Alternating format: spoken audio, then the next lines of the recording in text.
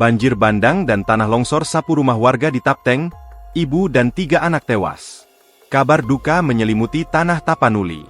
Hujan deras mengguyur selama 5 hari berturut-turut, hingga mendatangkan musibah banjir dan tanah longsor pada Selasa, 25 November 2025. Air berwarna coklat keruh bercampur dengan kayu mendadak muncul dari arah pegunungan menyebabkan timbulnya banjir bandang.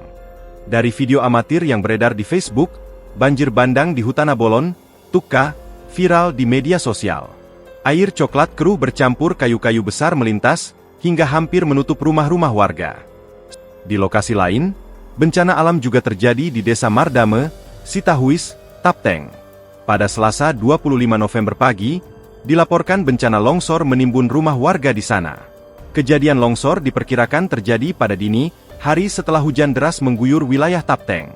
Akibat longsor di Sitahuis ini, seorang ibu dan 3 anaknya dilaporkan tewas.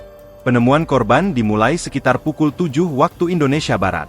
Awal mula terungkapnya ibu dan 3 anak tewas tertimbun longsor ketika Kepala Desa Mardame, Master Gulton melihat rumahnya tertutup. Setelah diperhatikan lagi, sang kepala desa melihat sudah ada bagian rumah yang tertimbun longsor. Ia kemudian mendapati pintu rumah terkunci, lalu bersama warga berinisiatif mendobrak pintu. Saat dicek ke dalam, mereka mendapati salah satu kamar telah tertimpa material longsor dan menemukan keberadaan korban yang tertimbun. Dari hasil evakuasi, ditemukan total 4 korban meninggal dunia yang merupakan ibu dan 3 orang anaknya. Suami korban, Poliman Lumban Tobing, diketahui sedang tidak berada di tempat karena sedang bekerja sebagai sopir angkutan di luar kota. Setelah berhasil dievakuasi, keempat jenazah korban telah disemayamkan di rumah keluarga di Dusun 1 Desa Mardame, Kecamatan Sitahuis. Di tempat lainnya, ratusan warga di Sibuni-Buni, Sarudik, terpaksa mengungsi akibat banjir.